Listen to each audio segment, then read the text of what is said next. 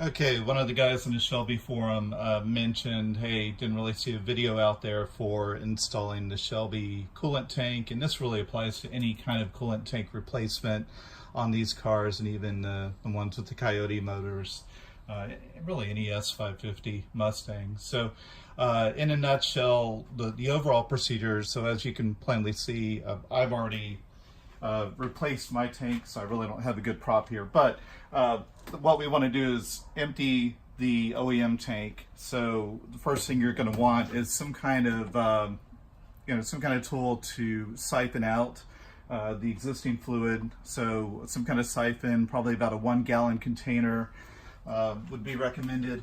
You might even want to get some extra coolant. So I usually keep some extra coolant on hand anyways. It's a fluid in my vehicle, so therefore I can keep it in the garage. So the idea is we're going to siphon out the existing tank, disconnect it. So the other thing we're going to need is some kind of pliers. I would recommend maybe locking pliers. You've got 3 clamps on here. So these clamps, you just merely pinch them to get the hose clamp off. So actually, you can pinch it. You don't even have to totally take the clamp off, but as you pinch it, you can kind of wiggle things out. And you kind of feel in here too, there's metal is about 1 inch deep on this one, probably about 1 inch or so, and probably about 1.5 inches to 2 inches on the bottom. I'm probably exaggerating there, but that's kind of what I remember. Anyways, I'll show you the OEM tank in a minute so you have an idea of what we're working with. So we've got 1, 2, and then there's a 3rd hose on the bottom of the OEM tank that we'll remove, and you'll see in a minute we actually have another hose we're going to attach on this one. So let's look at the OEM tank. And actually, before we do that, I should mention you do need a 10 millimeter socket for these 2 bolts here. That's all you need. So I'd probably take off these hoses if possible without removing the bolt if you can, just to make it a little easier to work with, or you might want to take the bolts off just so you can wiggle things. All right, so on to that OEM piece. So yeah, I guess it's about 1.5 inches to 2 inches. That's the hose on the bottom. There's going to be a clamp on there.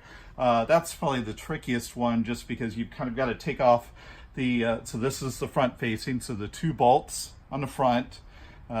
This one's still a little wet from the job I did last week. So anyways, you got the 2 bolts in the front.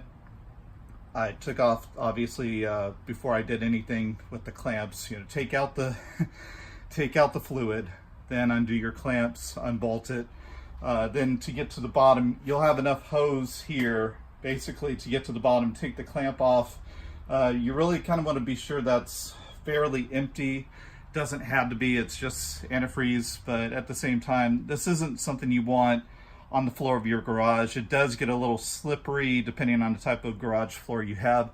Also, if you have pets, small animals, kids, you don't want the antifreeze sitting around. It's kind of a pinkish color, or orange pink. I know the Motorcraft is pink. By the time it kind of cycles through, it turns a little, almost more of a red color, light red, by the time we're done with it. But anywho, so that's basically, you don't want that laying around looking like Kool-Aid and having animals sop it up or something. So that's kind of the tank there. That is the tank. 3 hoses. Then let me move the camera here so you can see. Also, I guess kind of handy shop towels just to keep things dry. All right, let's get in for a closer look. And this might be one of those things where you guys might have some ideas on how I should have routed things a little better, possibly. I don't have a good light. Let me grab a light.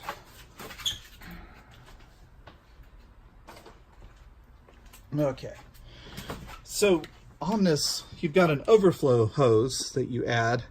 So the overflow hose routes through the back of the tank. So you can probably see that there's a little loop on the back of the Shelby tank. And then I could have looped mine out. I went down the side here. I really wanted it out of the way. Didn't want any chance that it's going to hit the fan or the pulleys on the engine. So I routed down the side here. The instructions that I've seen out on the net, that hose is intended to go to the ground. So you'll find the best for your application in terms of where that hose should go. They give you a couple of tie wraps. It doesn't hurt to have some extra tie wraps on hand. Just So if you find your own path that you like a little better, want to adjust things, you've got some flexibility.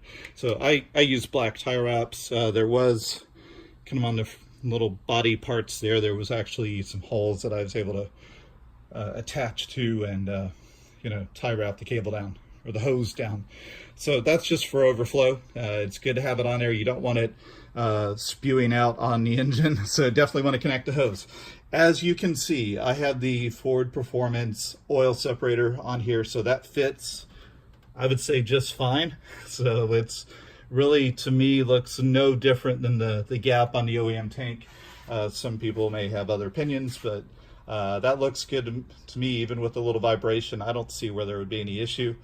I have heard some comments, yeah, these get a little hot. Yeah, it's metal. Metal is going to transfer heat, just like glass, more than plastic. So yeah, it's warm. I've been driving it today, but I'm not burning my hand off. Hey, the engine's hot too, so just take it as you wish. This is designed by Shelby American, so hopefully there's enough R&D and thought into the design of the tank to make it thick enough to where the heat transfer from the fluid on the inside is not excessive. This is a tank that Shelby uses on their other vehicles that they produce when you order one of theirs. So seems like a pretty safe tank to go with. Anyways, hope this helps. If you have any questions, or if I did glossed over something, I guess obviously you put your fluid back in. The OEM tank, basically the fluid is about halfway to the top of the tank. So anyways, there's your marker. One of the here we go. Yes, maximum. So you can see it's about half the tank is expected to be full of fluid. I kind of did about the same here, half the tank, and hey, if you go too high, it's just going to overflow down the hose, so you get to test that hose. After you attach anything, some of these, any kind of device you attach, I always do a test drive, maybe even an extended test drive, come back and check your hoses.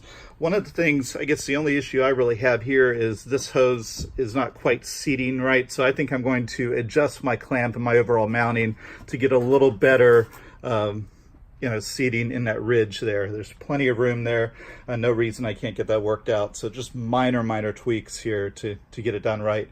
Again, hope it helps. Post any questions if you have any questions. Thanks, bye.